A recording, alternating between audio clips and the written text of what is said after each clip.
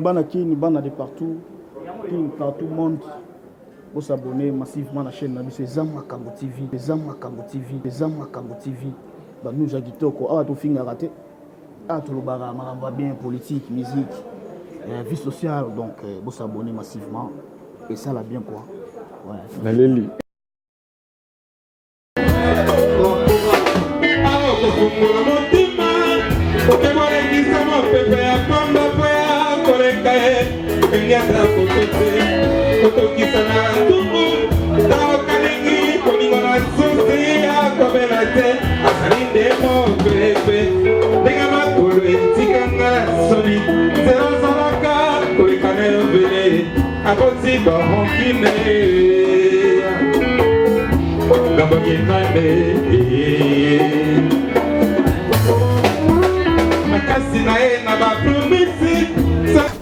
Ah oui, bonjour très chers amis internautes, je crois que vous êtes nombreux afin de nous suivre.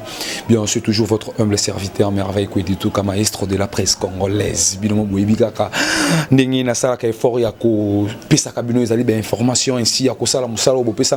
Normalement, bien, nous avons tous Nini Koumelaki, Mopa Mokondi, Mopa Mokondi, Pena, Kofi Olomide, légende ya mboka na biso pena moko ya ba musicien minene yo basalaka fierté ya mboka na biso partout par-ci par-là na libanda et puis nakat c'est bien.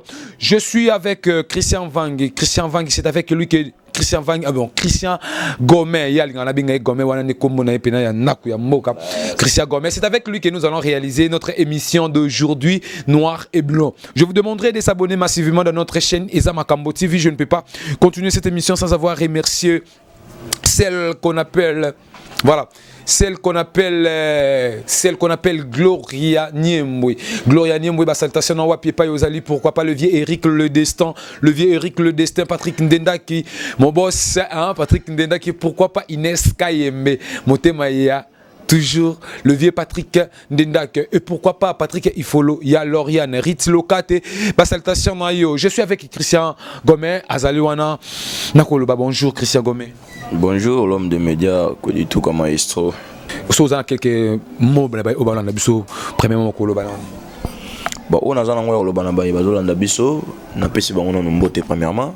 Na PCP Mbote et na OCPLA bah s'abonner vraiment massivement pour na rejoindre surtout mingi ba information si le selon ba analyse tout ça là ka donc faut pas s'abonner vraiment il y a trop bah j'aurai vraiment temps ya kolanda mingi chaîne na biso yo et kozala pe moi qui toko mingi na pesi bango ba Mbote trop na lela bango mingi au pesi bango ba Mbote trop Christian Vang na bi ki yo vraiment mo pa mo compte maintenant on vend déjà bonnement déjà mo pa mo le ba simbe place ba simbarate ba simbe na songa mbeli nega ba beta li kofite mais ba beti li kof alors yo tango monene d'abord premièrement tango mona ki oyoka ki anoske non ba suspendre o izala ki 8 chansons na compte ya mo pa mo compte Kofi Olomide les 4 Koraman et ça qui on nini Christian Vang bon ndeko nanga omoni likambo ezanini omoni souvent tant ça ba analyse et belé tout ça non analyse moko wa et belé ba finga yo yebi mais y a pas si na motema nanga ezaka nini. En tout cas, Congo est mboka nanga na ko cracher yango te, na ko gaffer sur yango te. Mais y a pas ces années ni biso ba congolais to yebi ko se respecter te. Vous comprendre? To yebi ko se respecter te. Pourquoi? Banzembo oyo baboyi e beta. Pourquoi c'est le micro hein? Oui. Banzembo oyo baboyi e beta na bandeko na biso esclave. Bon, nest nzembo wana ba esclave.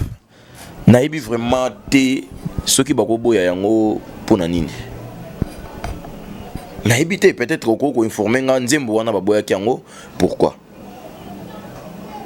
parce que total ki yango asala ki yango na un peu na moi boitou neti moi pêcheur neti moi nini hein total ki yango bako boya yango par rapport ya quoi non peut-être babinga qui par que babinga ça qui non d'abord fallait banzemo avec les ibima et les canaux censure afin que censurango à contrôler et puis peut-être pas sa autorisation musala ya bande ko na biso ya censure ezali ko interdire banzembo oyo ils ont un clip un peu sexy oyo ko éduquer masté vous voyez alors ko tala nzembo lokola ba esclave wana totala yango ngana yo mukili totali yango namoni vraiment eloko oyo bakolo bateke baboyela yango ebeta d'après ngai namoni vraiment motif te bakoboyela nzembo wana ebeta ou soit eza na badroit moko bafutisaka bango et c'est obligatoire que nzembo avant bima faut pas na censure bafuta mbongo ou comment éviter. Alors il y a pas ces que Nathalie l'internet au moni mon frère batuloko ba Koffi Olomide oyo baza ba icône monnaie to côté place de ngoko wana na yebi ndeko na ngai muteme za duku pena côté wana mais to kota. Alors Christian Vang le loyo tous à la peine non tous à la non au milieu du village le loyo censir azali société ou peut-être azali que non lorsque nzembo ya musicien bimi il faut les kakuna pour ba censurer yango batale puis et bimi sama mais na qui paraît que non le quoi ta ramane ba pesa qui est parce peut-être convocation à répondre à la convocation on a répondu qui c'est pourquoi censurer à commettre à niveau wana bon à répondre qui na convocation té oui est-ce que preuve ezali preuve ezali on a ba ko kangaye puis ba ko kangaye yo muntu moni bakangi et puis ba filmer tout consort batikeli mon pas Koffi Olomide batikeli convocation à Keité à la pré-baillé ko joyer. Est-ce que tu crois vraiment que non Koffi Olomide a ko s'imposer na mibeko ya mboka oyo? Tu crois vraiment que baya ki na convocation batiki a boyi a boudé a baillé ko joyer par force? Moi je ne crois pas. Azamutu. Le là l'homme de médias rosa na bamara pour ça la convocation est peut-être aux amis peine attendre répondre nango. Bon, bilo mususu banalise tout ça là et bimara lokola pour menazaka ni pour ni contre. O nga souci na biso ezaka nini batu baye bakape réalité ya makambo. Oui, toko zo exemple lokola ba homme politique ya mboka na biso. Akosa la pe loko moko boye ya malamu te. Mais jamais bako luka. Omoni tango bo sala mutu loko moko boye pour na intérêt moko soit ya ko humilier to ya ko rabaisser eza vraiment malamu te. Mabe to malamu mais il faut tout apprendre d'abord qu'on respecte Pébatou. Il faut tout apprendre qu'on respecte Pébatou. Si c'est réellement Kenda quitté, oui, bien sûr, bakoka koya. Mais na bandenge wana te. Na bandenge wana te. Na ba façon wana o ba agir. En tout cas, et ça il faut vraiment passer mingi. Alors comment on a Koffi Olomide ou azali icône nene ya mboka na biso et puis légende s'il faut dire ya mboka na biso ba meme le lengo ba meme wana il paraît que écoute albaki que no bo matata na mutu kana to kene ba matisi na catch ba kene et puis ba ndiko filmer. Alors Christian Vang tant yo moni manjoana premièrement tant moni manjoana oyo ke pena ndenge nini na star nene ya mboka na biso to star nene ya Afrique mobimba. En tout cas il dérangeait vraiment nga makasi et ça linga ipasi yango na lobi que non défaut ya biso ba congolais ali to yebi ko se respecter te mutu lokola ba Koffi batu lokola ba Koffi Olomide oyo façon wana ba jouer en plus ba jouer ba image ba tie yango directement na internet juste ozomona kiza ko luka ko humilier mutu tina niveau ba jouer ba akete na voiture na ye ba boyi asala boyi donc ozomona vraiment que non ndeti menace quoi ko bousculer. C'est un vieux, c'est un parent responsable. Azo mérité quand même respect. Nakati mboka na ye, aza étranger te. En tout cas, gisement ya bande qu'on a biso ya censure. En tout cas, je n'ai pas aimé. Alors Christian Vang eloko wana ekomelio Christian Vang. Oza mutu munene. Omitien on esika ya Koffi Olomide. Ekomelio et par après agissement na yeko zala ni yo moko personnellement. Bon, Nzambe likolo l'état nassé. L'état nassé. S'il s'agit ya koluka ko samba, nata na ba haut niveau na ondima mana muto samba. Na ondima na to samba. Pour koluka ko humilier mutu na eloko moko boye. Et puis soki to sali analyse, likambo kaka ya Koffi. Soki ezaka likambo ya Koffi ba memaka ngo musika. Ngana yo to yebi. Soki likambo ezaka ya Koffi. Mutu ya batu na nzembo na loba yibe ba Mbappé ata kombo na eti. Ba meka pe olemba ata kombo na ye azane peka mutu. Mais pourquoi soki komika likambo ya Koffi? Faut batu nyoso, faut. Pourquoi? Malgré batu balingi ye te ndenge bazo sala, mais il faut ba yibaka pe azape na batu na yo balingaka ye bazali. Façon ba traiter légende ya mboka na biso en tout cas eza bien te po soki basali yango lelo na kofi lobi tokomona yozala na wera lobi tokomona ekosala na jibe lobi et tout consort ce n'est pas bien. Alors Christian Vangi, toujours chité déjà, toujours continuer toujours plutôt émission à Nabiso, où il a aussi un nombre s'abonner parce que na Christian Vangi m'a soulevé ta makabo, il m'a soulevé ta makabo. Biso tozala toujours on a pour na ko éclaircir où ezali makambo, il y a na lolingo isenge et longo bani. En wana mon déjà Annette Kitsala lo capi de son mari @mbunga. Pourquoi pas aigle jaune, hein maman Sarah, maman ya Christiara, ba salutation na pa yot maman Zali, hein Modestine Lobo tabalobi. Zala toujours yo. To continue toujours masolo na biso na Christian Gomé. Alors le lot qui mon pas mon konzi. Akei ko kangisa ko porter plainte na moto yo ba gens ya l'ordre au ba ki ko kangaye. Au moins que mon pas akei moi trop vite fallait ka bomango parce que bazaba na moka moko akitsonka na atata na se. Bon de konanga en tout cas na ko loba ceux qui m'ont pas apporté bango plainte. Il a totalement raison. Parce que bah humilié makasi bah humilié vraiment ce qui est arrivé qu'on porter plainte moi je suis d'accord bah tu as pas appelé à l'état t'attends qui ba kangaye et puis nul n'est au-dessus de la loi ata président Nabiso Félix Tshisekedi soki le loi buki mobeko bako komana bako yela ye vous comprendre bako yela ye et lingi ko lobate ke lokola yoza agent nga naza donc peuple kaka boye mutu nde nakoko loba teke non na réclamer pe ba droit nanga non baza l'état oui mais moi aussi tel que je suis là ils appellent la policier ou nga pe na porter en plainte na kenda vraiment auditorat azala qui peut arrêter condamner aussi place raison ezali place mabe ezali ce n'est pas que so oza mutu à l'état to oza mutu à mibeko ko bukano mibeko non tant on a moni ça ne va pas na kufunda. Donc pour nanga mo pas agir peut-être soka loba que non batinda ba mettre na ye ba sécurité na ye wana lunga pena en tout cas na PC raison te ake kaka ipa ya l'état pour l'état ndeza papa ya bisonyos amoni ya ça ne va pas moni clarté c'est pour cela agir na façon wana. Alors tous on a Christian Van Christian Gomé alors Christian Gomé mais mon père mon konzi akoki ko sala pe que non ko bon attends le loko est arrivé boy mon père mon konza bon ça peut peut-être ba banir ya ba test na bilo ba fan na e bozali wana peut-être na ba commentaire na ba page na tout comme ça akoki bon ça peut moi oui ça dit ba lo lenge na ya komela ba test texte ba biloko eza bien te ya za star mnen na mboka na biso et puis à la fierté ya mboka na biso le banda il faut dire qu'il est le jeune de l'Afrique entière s'il faut dire ba texte net ya nini ba texte non peut-être ba texte nem ça que non yango me permettre que non les lo censure peut-être à combattre à niveau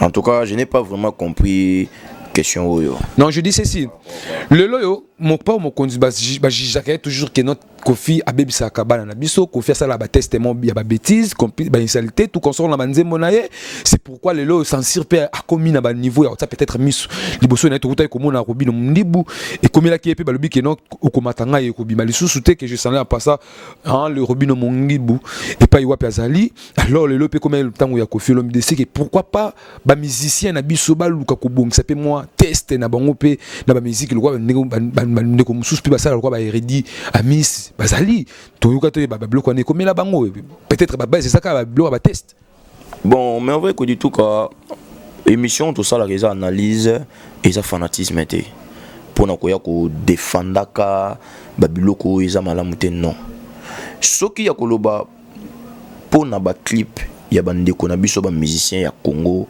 en tout cas ba qui maka vraiment moi structure na biso ya ba africain vous voyez en tout cas pour na ba clip côté à Kofi Olomide en tout cas nako défendre en côté toujours ça là analyse et non toujours ya pour na côté là ko défendre ko zipa mabe to busoto non en tout cas pour na ba clip oh Kofi wana osani ba clip ko ba kataguruma ba tout comme ça donc en tout cas ça vraiment ba clip moko boye et ça qui vraiment dignité ya ko luka ko lekisaka yango vraiment na écran donc comme dans le bâti je suis ni pour ni contre pour na wana tu as vraiment raison et Kofi Olomide Mopao il faut un peu revoir vraiment place wana hein bon je m'adresse seulement pas na Mopao kaka mais na ba mission na biso nyonso vous voyez donc façon ya ba clip habillement ya ba danseuse ya ba fille ba mannequin wana faut que luka koyeba toza ba africain nous sommes des bantous toza ba américain te ni ba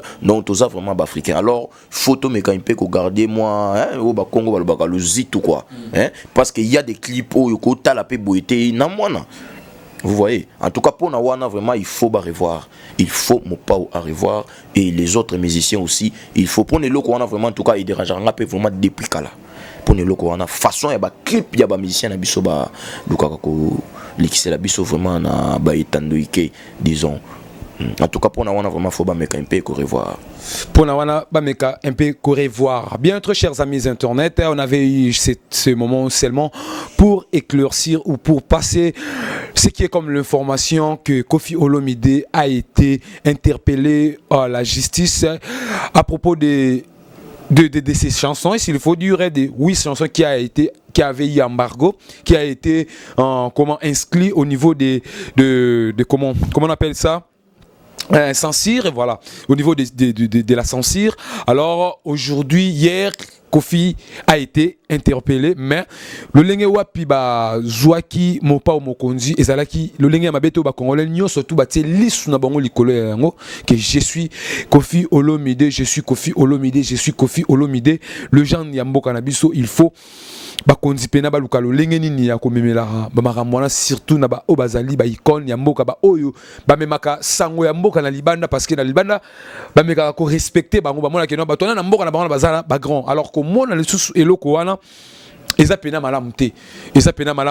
C'est pourquoi j'avais choisi à faire cette mission ou cette analyse avec celui qu'on appelle Christian Gomé, l'homme aussi dans le média, c'est lui qui sait bien faire son travail. Il y a qu'à analyser Makambo, il y a qu'à lever la Makambo. Alors, Christian Van Tokomi déjà, Nasuka, il y a analyse Nabiso. Alors, je sais que tu peux avoir quelques derniers mots nayo pour na Makambo, ananyo surtout, ce que ça la synthèse et que ça la okoki olobani.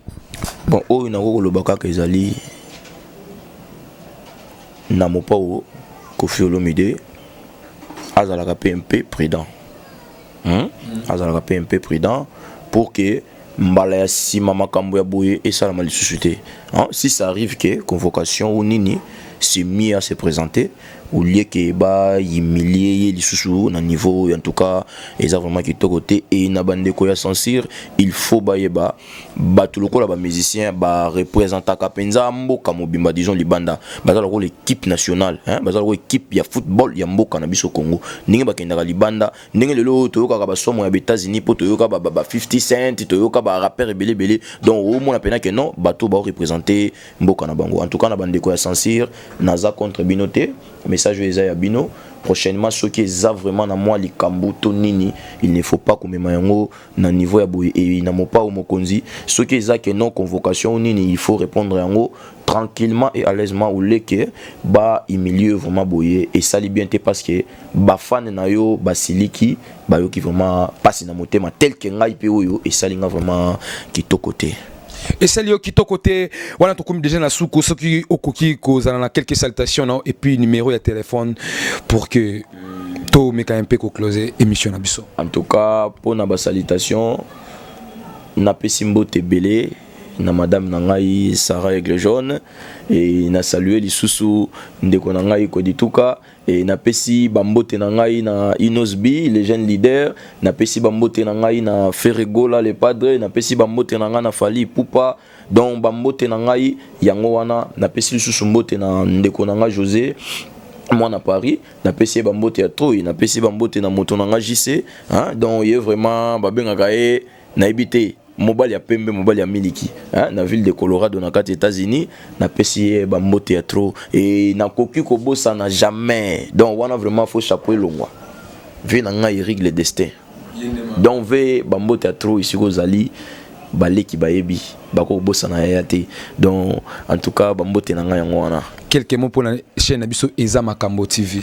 Bon pour la chaîne oyo en tout cas soki nzamba zalaki mutu mais les chaînes alinga banota les zala yango vraiment donc commentaire té hein en tout cas soki opé ça passe hein bolimbisa soki opé ça zuwa bolimbisa donc on a dit que soki nzamba zalaki mutu mais la linga banota la chaîne Donc, oh, dans le but, donc, tant dans le but, bon, on comprendre déjà, comprendre. hein, grandeur, il y a chaîne, nous. Donc, il y a Montre alors, numéro de téléphone, parce qu'il y a un qui va où, Ezali, plus 243, 81, 430, 14, 20. Plus 243, 81, 14, 30, 20. Donc, c'est un peu ça. Merci beaucoup. Merci. Bien, très chers amis Internet, moi aussi je suis déjà à la fin de mon émission. Je crois que vous étiez nombreux afin de nous suivre. Je suis très heureux, j'ai été très heureux de vous présenter cette émission. Je crois que vous étiez nombreux afin de nous suivre. Là, je vois déjà le Viendou, les nouveaux riches. Pourquoi pas Annette qui t'a la locapi de son mari @Mbunga Balobi lourd la suprême maman solution depuis États-Unis d'Amérique Balobi. Paix sa solution Balobi pomme de main, pomme de main, pomme de main, pomme de main Balobi Jano Bamba pomme de main 3 fois bourse. Jano Bamba pomme de main 3 fois bourse. Non, c'est là toujours Balobi pomme de main.